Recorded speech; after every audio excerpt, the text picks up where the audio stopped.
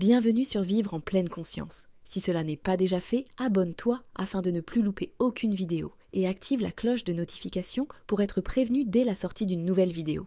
Et n'oublie pas, la vie se passe ici et maintenant, alors profite de l'instant présent. Sois ce que tu es. Les enseignements de Sri Ramana Maharshi. Chapitre 7. L'abandon.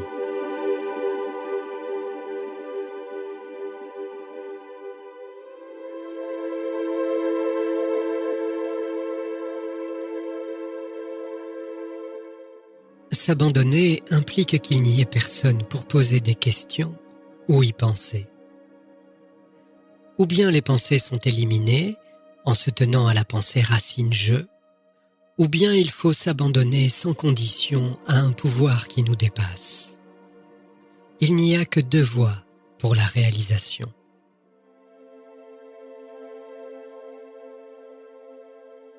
L'abandon complet exige que vous n'ayez pas de désir propre.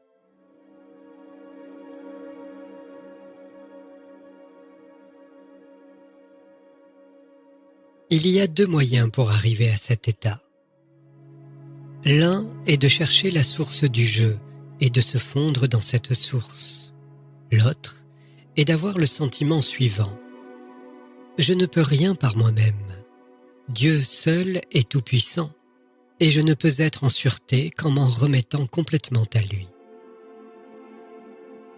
Par cette méthode, on développe graduellement en soi la conviction que Dieu seul existe et que l'ego ne compte pas. Les deux méthodes conduisent au même résultat. L'abandon total est un autre nom pour la connaissance du soi ou libération.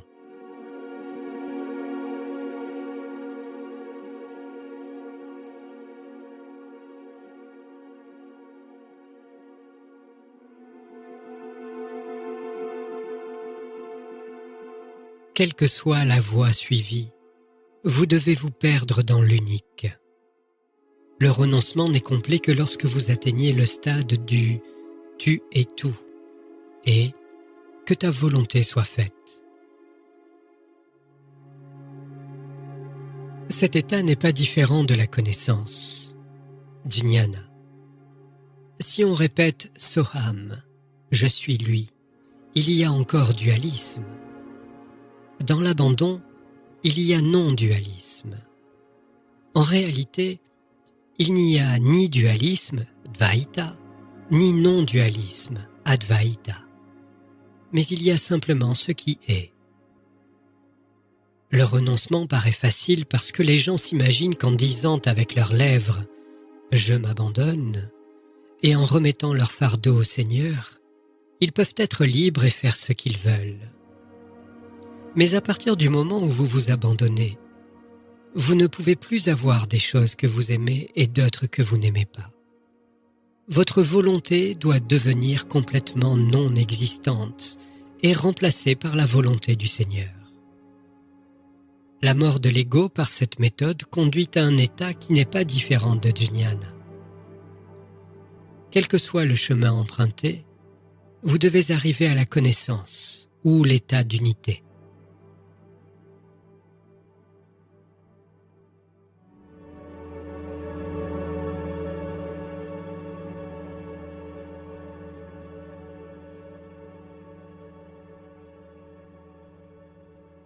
Le meilleur moyen pour tuer l'ego est, pour chacun, celui qui paraît le plus facile ou qui plaît davantage.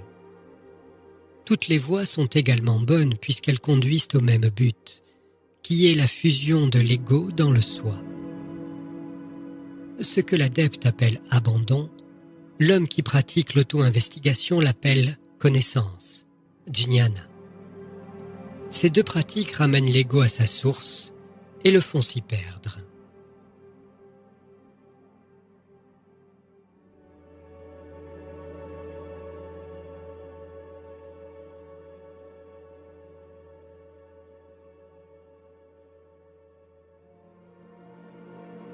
Vous pourriez penser que la grâce peut rendre plus rapidement apte celui qui cherche. mais laissez ce soin à Dieu. Abandonnez-vous sans réserve.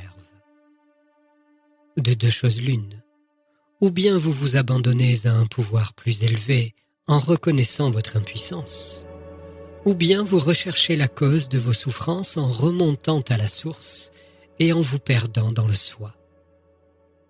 D'une façon ou de l'autre, vous serez libéré de vos souffrances. Dieu ne délaissera jamais quelqu'un qui s'est abandonné.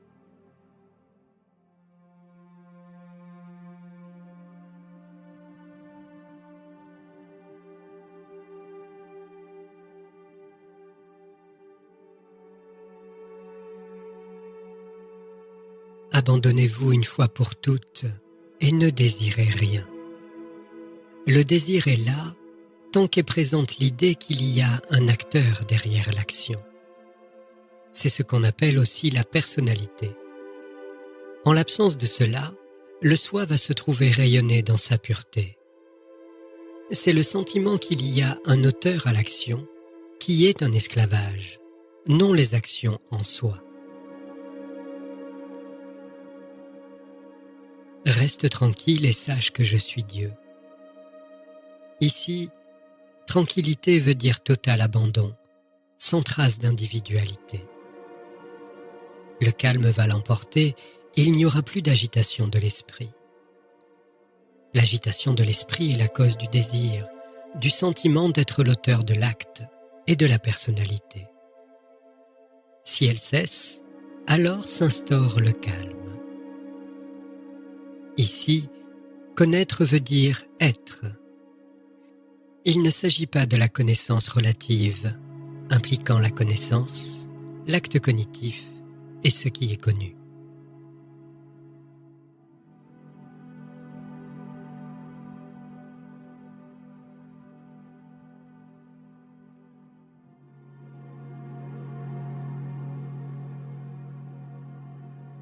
Je suis celui qui est. Je suis est Dieu, non pas la pensée « je suis Dieu ».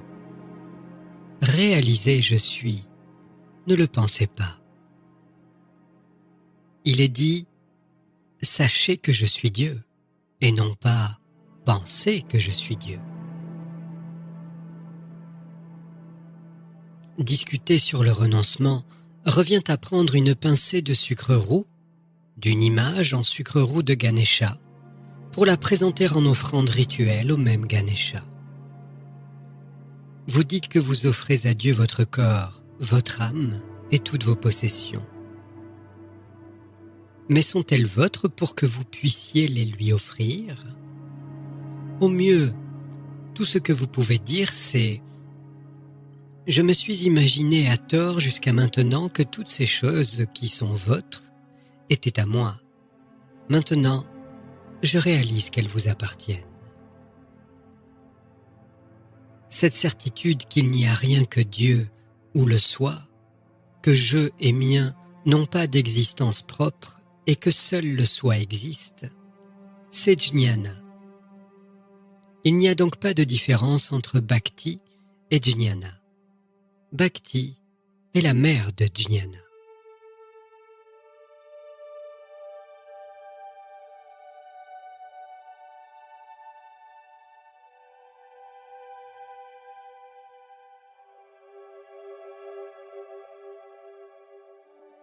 Ayez confiance en Dieu, même si vous pensez ne recevoir aucune aide.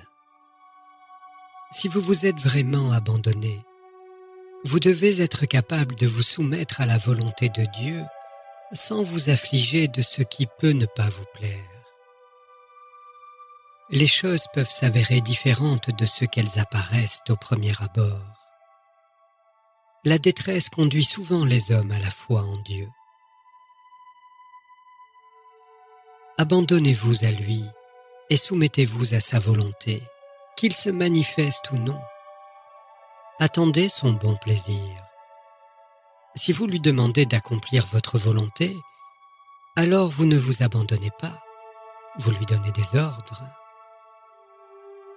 Vous ne pouvez pas à la fois le faire obéir à votre volonté et en même temps pensez que vous vous abandonnez à lui.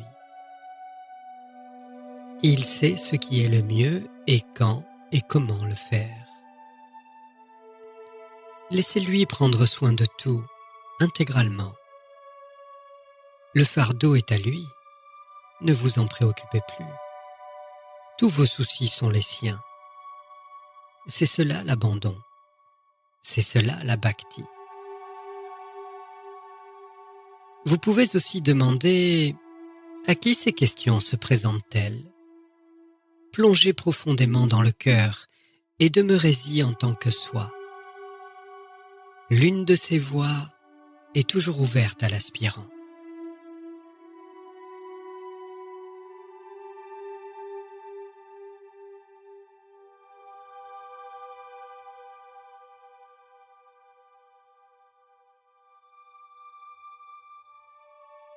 Alors vous pouvez penser que le renoncement est impossible. Et effectivement, au début le renoncement complet est impossible, mais un abandon partiel est certainement possible pour tout le monde. Au cours du temps, ce désir conduira à l'abandon intégral. Bon, mais si le renoncement est impossible, que peut-on faire ? S'il n'y a aucune paix dans l'esprit, vous êtes incapable de la provoquer. Cela ne peut se faire que par le renoncement.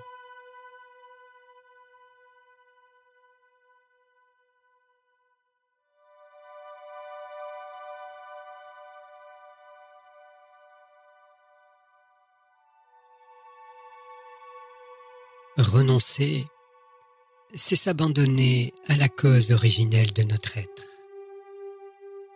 Ne vous égarez pas en imaginant que cette source vient d'un Dieu extérieur à vous. Votre source est à l'intérieur de vous-même. Abandonnez-vous à elle. Cela veut dire qu'il vous faut trouver cette source et vous y fondre.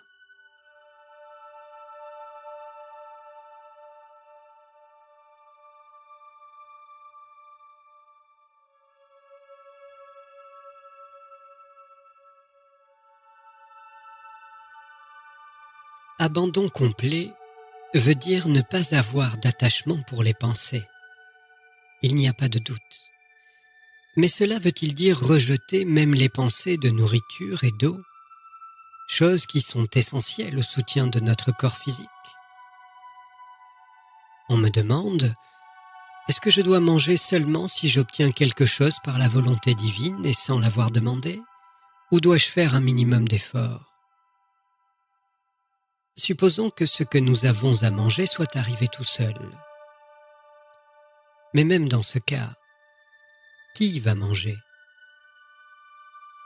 Même si quelqu'un met cette nourriture dans notre bouche, ne devons-nous pas au moins l'avaler? Est-ce que ce n'est pas un effort? On me demande, si je tombe malade, dois-je prendre des médicaments ou dois-je rester tranquille et remettre ma santé et ma maladie entre les mains de Dieu? Shankara a écrit que pour le traitement d'une maladie appelée la faim, on devait manger la nourriture donnée en aumône. Encore faut-il au moins aller mendier. Si tout le monde ferme les yeux et reste tranquillement assis en disant « Je mangerai quand la nourriture me tombera du ciel », comment le monde pourrait-il aller de l'avant? Il faut donc prendre les choses comme elles se présentent, en accord avec sa propre tradition, mais sans penser que c'est nous qui les faisons. Le sentiment d'être l'auteur de l'action, c'est cela l'esclavage. Il faut donc trouver et examiner la méthode grâce à laquelle un tel sentiment peut être vaincu, plutôt que de se poser les questions de savoir si l'on doit prendre des médicaments en cas de maladie ou de la nourriture si on est affamé. Des doutes de cette sorte peuvent surgir sans fin. Par exemple, puis-je pousser des gémissements en cas de douleur? Puis-je aspirer de l'air après avoir expiré? Que vous l'appeliez Dieu ou destin, Un pouvoir supérieur dirige tout dans ce monde, en accord avec le développement de l'esprit de chaque individu.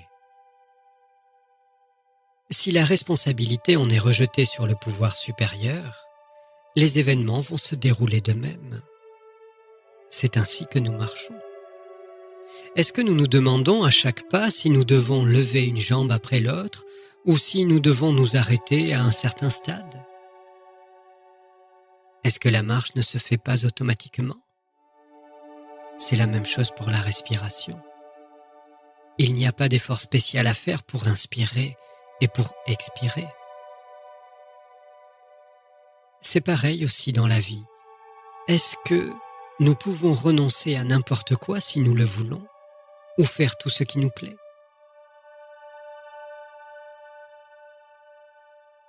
Un grand nombre de choses sont faites automatiquement sans en être conscient.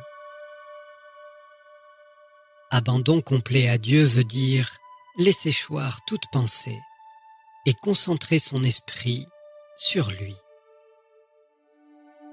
Si nous pouvons nous concentrer sur lui, les autres pensées s'évanouissent. Si les actes de l'esprit, de la parole et du corps se fondent en Dieu, tous les fardeaux de notre vie vont reposer sur lui.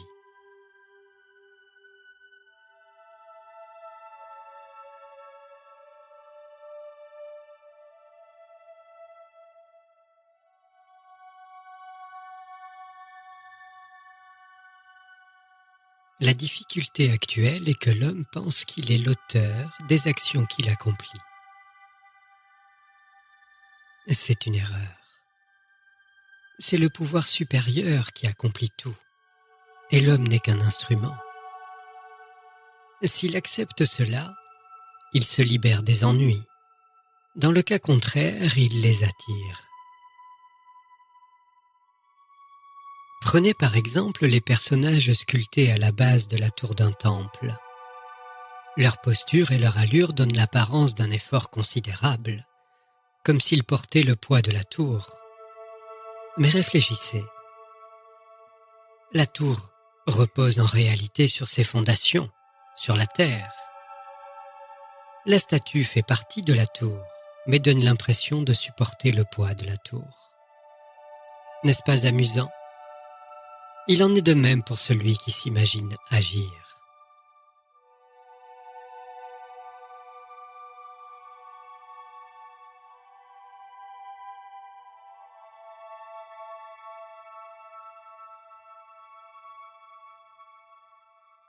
Certains me disent que c'est bien d'aimer Dieu et me demandent pourquoi ne pas suivre la voie de l'amour. Mais qui vous dit de ne pas la suivre? Vous le pouvez. Mais quand vous parlez d'amour, n'y a-t-il pas dualité? La personne qui aime est l'entité appelée Dieu qui est aimée. L'individu n'est pas séparé de Dieu. L'amour, c'est l'amour de son propre soi.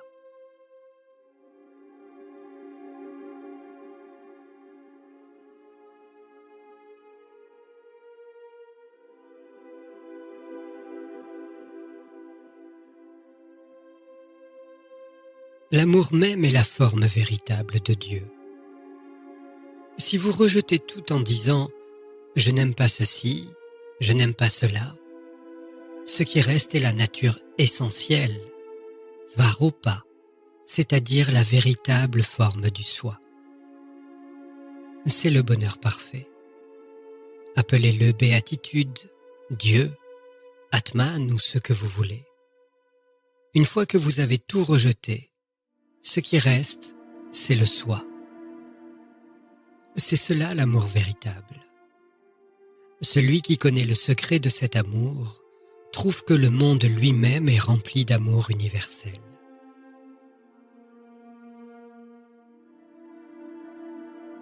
L'expérience éprouvée, lorsqu'on reste immergé dans la conscience pure, est celle d'un état de dévotion, d'une relation d'amour véritable, impérissable.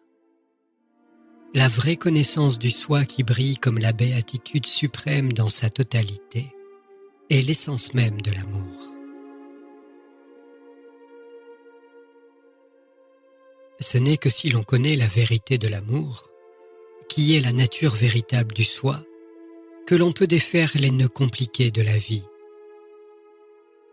Ce n'est que si l'on atteint le sommet de l'amour que l'on peut atteindre la libération. C'est le cœur de toutes les religions. L'expérience du soi n'est qu'amour, c'est-à-dire qu'elle amène à ne voir que l'amour, à n'entendre que l'amour, à n'éprouver que l'amour et à ne sentir que l'amour. C'est cela la béatitude.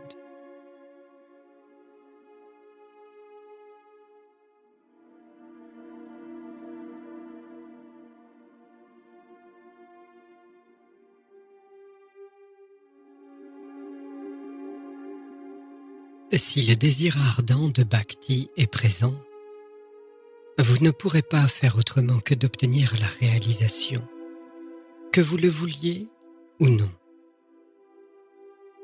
Désirez-la intensément pour que l'esprit fonde de dévotion. Lorsque le camphre a été consumé, il ne reste pas de résidus.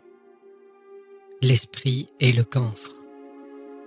Quand il s'est résorbé dans le soi, sans laisser derrière lui la plus petite trace, c'est la réalisation du soi.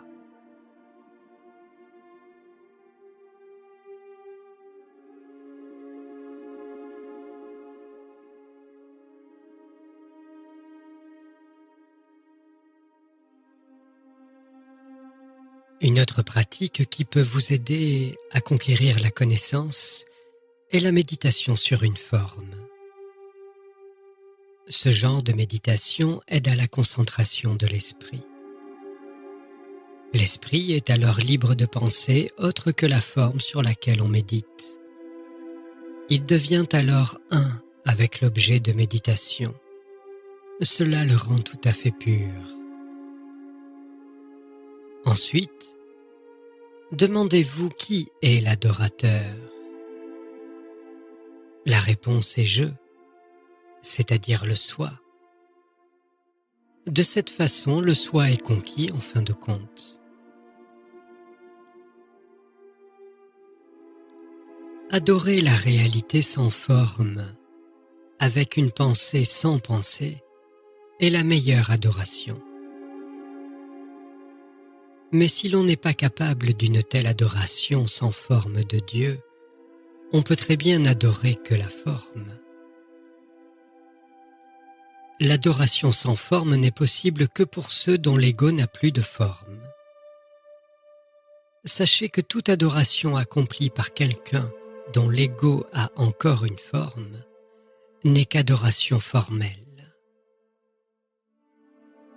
L'état d'être pur, lié à la grâce, dépourvu d'attachement, est notre état naturel, qui est silence, à l'exclusion de toute autre chose.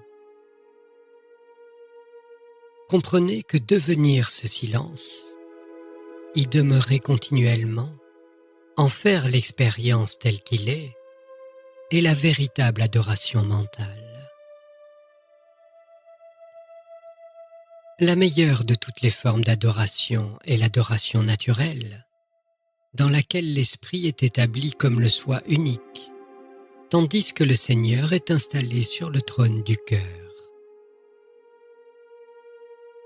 Il n'y a plus d'ego, il n'y a plus que le silence qui est à lui seul libération. L'éloignement coupable du soi, qui nous fait tomber en dehors de ce silence, est à lui seul non-dévotion. Demeurez ce silence, avec l'esprit réduit à néant, non différent du soi, est la véritable dévotion à Dieu. Quand on s'est complètement abandonné aux pieds du Seigneur, notre nature devient celle du soi.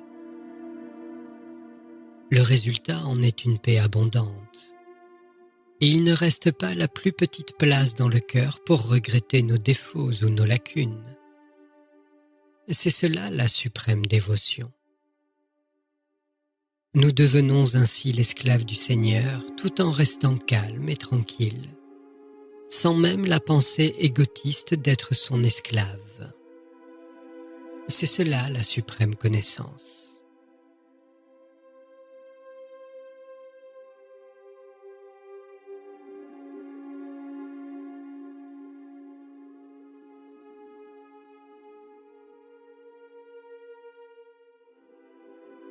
Il est bon de garder l'esprit concentré sur un seul point, où que l'on aille.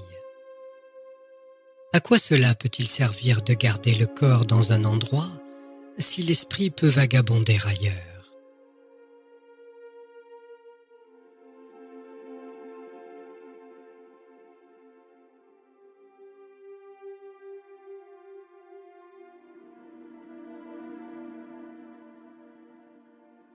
L'adoration sans intention est tout à fait possible. Adorer Dieu parce qu'on désire un objet revient à adorer cet objet.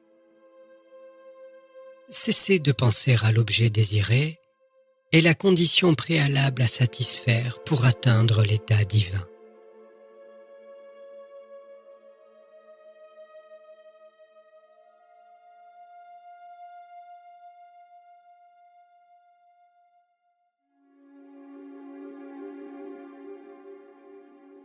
Quand vous voyez Dieu en tous les êtres, pensez-vous à Dieu ou pas?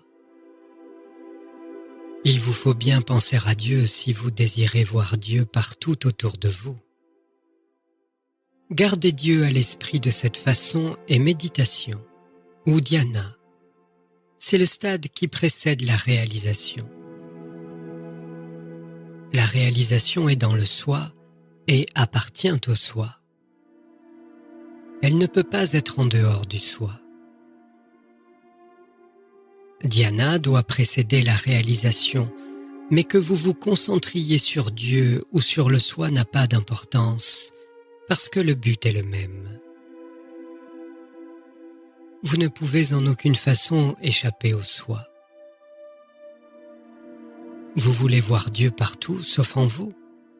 Étant Dieu vous-même, est-ce extraordinaire que tout soit Dieu? Ceci est la méthode suggérée dans Sri Bhagavatam et ailleurs par de nombreux maîtres. Mais, même pour cette pratique, il faut quelqu'un qui voit ou qui pense. Demandez-vous qui est-ce?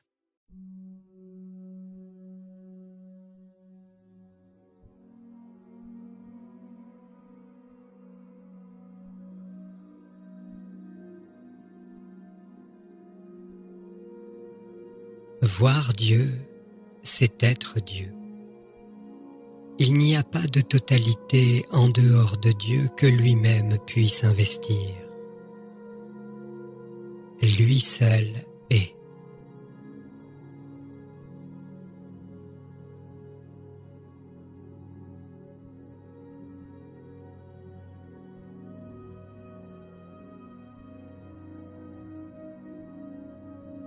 Bien entendu, Dieu est nécessaire pour une discipline spirituelle, pour une sadhana. Mais l'achèvement de la pratique, même dans la voie de la dévotion, n'est atteint qu'après renoncement total.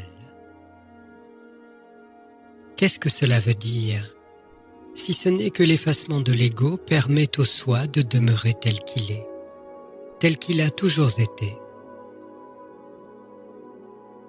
Quelle que soit la voie choisie, le jeu est incontournable. C'est lui qui est l'auteur de l'acte parfaitement désintéressé.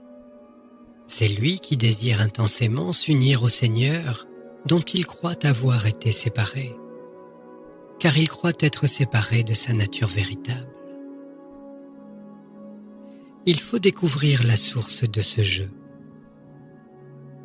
À ce moment-là, toutes les questions seront résolues.